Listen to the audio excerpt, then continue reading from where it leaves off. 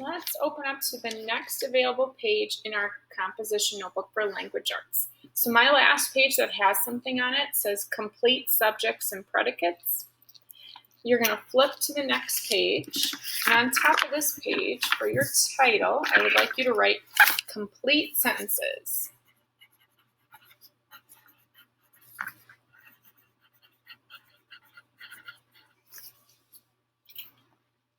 Okay, so this page is just going to be some notes that we're going to write down, and we'll actually be working on the next page in your composition notebook as well. That's going to have a foldable that I'll talk about once this page is done. Okay, so please copy down the notes. If you need to pause it while you are copying them down, please do so. So complete sentences. In order for something to be a complete sentence has to have the following. It has 4 characteristics. Oops, almost ran out of room. First characteristic, it has to begin with a capital letter.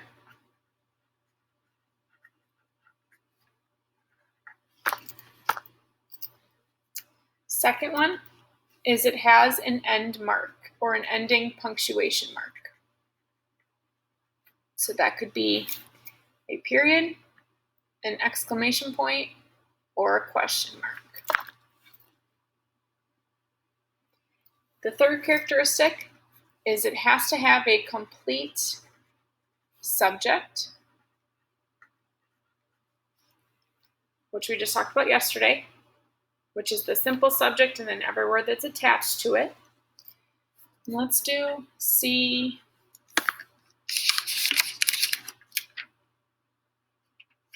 Page 15. So I'm going to write down C page 15 on here because that is the last page or the page before this one that I'm writing on right now where I talk about complete subjects.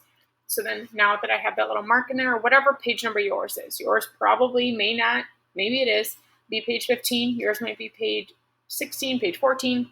So go ahead and write down the page number that you have complete subjects on. And then the last characteristic for a complete sentence is it has to have a complete predicate. And then see that same page again if you need to refer to those again when you're reading through this page in the future. So remember, complete predicate in your sentence. You find your simple predicate. So the action or the verb that the subject is doing or is. And including that simple subject, every word in the rest of the sentence following that simple predicate is the complete predicate. Okay, so right now I'm going to write down 2 examples down below these 4 characteristics here. These are complete sentences. So I'm going to do them in a couple different colors just so you can kind of see the different parts. If you want to do them in multiple colors, you're more than welcome to. If you just want to do it all in one color and then kind of label them the way that I will, you are most certainly able to do that as well. All right, so I have my first example. And I always put EX and then circle it. That means an example. So I'm going to write, did you notice the cricket? I'm going to change colors. Swimming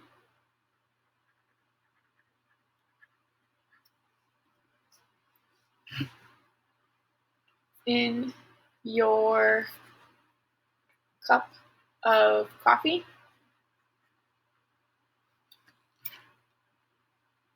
Okay, so I purposely wrote this first part of the sentence, did you notice the cricket, in green. That is my complete subject. So that whole thing right there is my complete subject. Cricket is my simple subject. Okay, so I'm going to make a little note down here and just shade in a little part for that color here and say equals complete subject. Okay. Then I'm going to take my other color my red that I wrote the rest of the sentence in, I'm going to do the same thing down here and say this is my complete predicate. Okay, so then swimming in your cup of coffee is the complete predicate. Swimming would be your simple predicate. And remember, we can find the complete predicate a lot easier than the complete subject.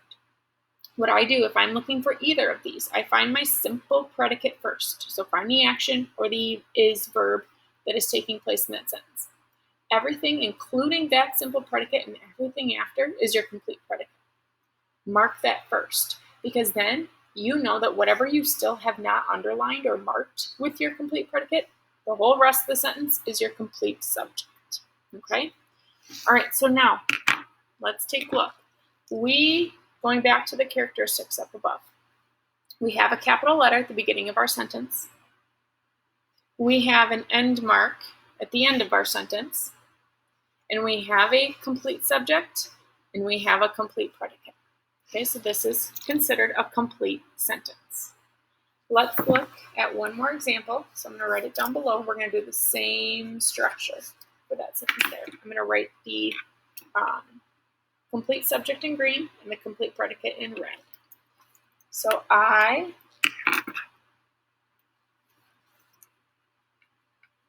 cannot believe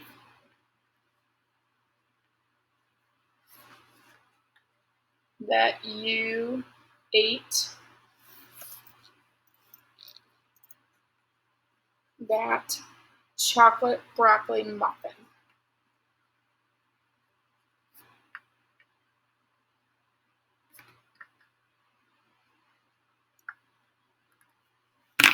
Okay, so first of all, chocolate broccoli muffin. I hope I never have to have one of those in my life.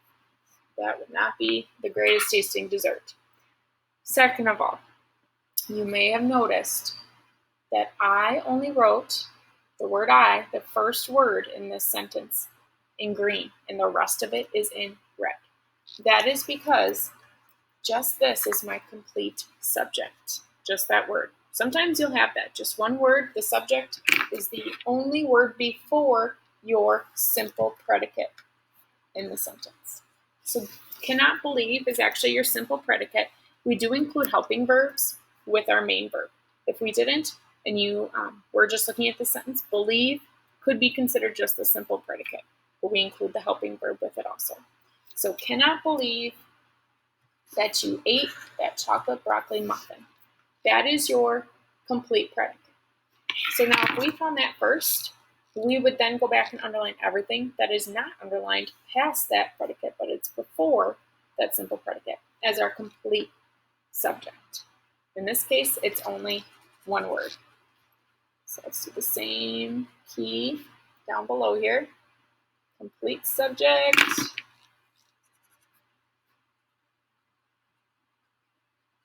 Complete predicate.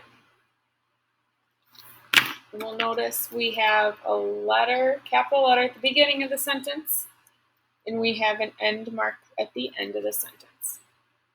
If we have all four of those characteristics, we have a complete sentence. All right, now we are going to, or you're going to need your packet for your foldables. This packet, this page that we're going to be putting on the next blank page in our composition notebook is actually the last page that was paper clipped together in your packet. I apologize that that one was out of order. I kind of realized as we were going through this that order that I put this next foldable in didn't really make sense to do it at the very end. It made sense, or made more sense right here. So you're going to take this foldable out that says sentence, fragment, and run. And it has one big box but three smaller strips or boxes inside of it. What you're going to do is you are going to cut this whole box out around the outside.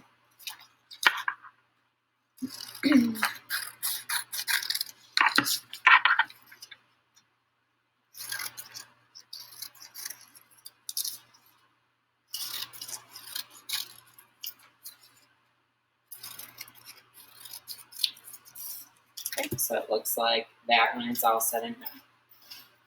Okay, then You'll notice that in between the sections there are two lines. Part of that line is solid and part of that line is dotted. We are going to cut on the dotted part, but we're going to stop where it meets up with the solid part of that line. So we're going to cut on the solid, or on the dotted until you get to the solid. Same thing with this line down here, like that. And then you should have your foldable like this. Okay. Then you're going to take your notebook, your composition notebook, and up at the top of this, you are going to write sentence, fragment, and run-on. Okay. Then you're going to take your glue, and you are just going to glue the back side of this section that we haven't cut across onto your page in your composition notebook. So I'm just going to glue the back side of where the words are on this foldable, not where I cut, just on the back side where it says sentence, fragment, and run-on. And you can place it right in the middle of the page, just like this.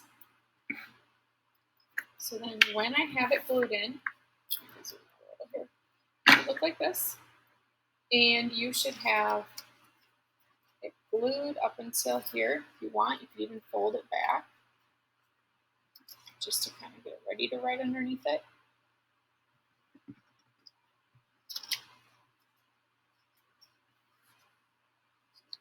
Just like that. So then you have 3 tabs that we will be writing underneath. Okay, now let's take the notes for this. So this right here, sentence up on the top, this first flap, I want you to write the word complete underneath. We just talked about complete sentences, okay? That's what the whole last page that we just took notes on talks about. So we're not going to do much on these notes here on this tab, but we'll do a few.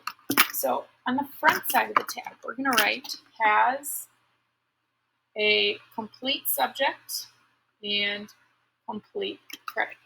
Okay, I'm going to abbreviate them CS and CP, just so we can save some room. Has a complete subject and complete predicate. It expresses a complete thought that when you're writing it or reading it, you're not left hanging. You don't feel like you're missing part of the information that's given to you, excuse me, in the sentence. And it can stand alone. So it makes sense as a sentence on its own. There's no missing information. It has a subject and a predicate. So underneath that tab, we are now going to write an example sentence. So I'm going to write Mary plays the guitar well. Mary plays the guitar well. We have a complete subject. We have our complete predicate. Has a capital letter at the beginning. It has a end mark, a punctuation mark at the end, and it expresses a complete thought. I understand what's going on in the sentence. I don't feel like I'm missing any information when I'm done reading it. Okay, let's move on to the fragment. So now you'll see that there are these little boxes here above each of the words or the titles. Sentence has a complete rectangle. It's solid, it's strong, it can stand on its own. You'll see that here, something is broken off of this box on fragment. Well, that means that it is not a complete sentence.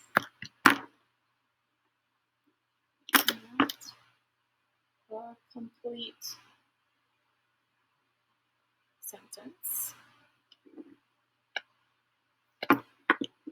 It may be missing a subject or a predicate. So it's missing one piece of the sentence, one of the main characteristics of it. So when you're reading it, you're going, I'm missing some information. Something's not right here. It may be a dependent clause, which we have not talked about yet, but we will be talking about that next week. So hold that thought. That bullet right there will make more sense next week. And it is not a complete thought.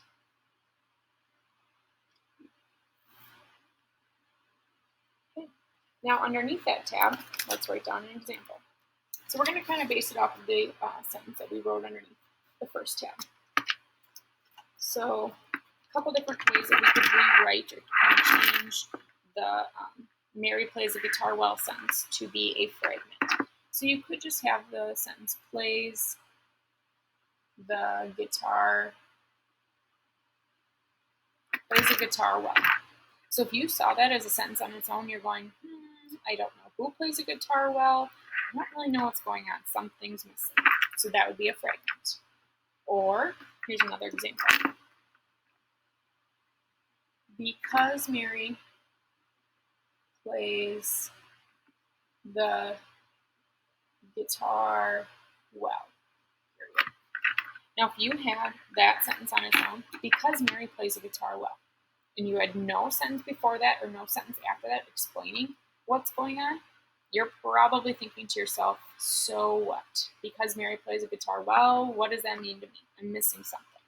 That would be a fragment also. It's missing part of the sentence. It's, in this case, it's missing the independent clause, which we'll talk about next week. Okay? Now, last tab is a run-on sentence. A run-on, I always say, it's one of those sentences that is just way too long, and you actually have to stop and take a deep breath, either at the end of reading that sentence or in the middle of it, because you are confused. Way too much information going on. It needs to be broken up into smaller parts. So it has 2 or more complete sentences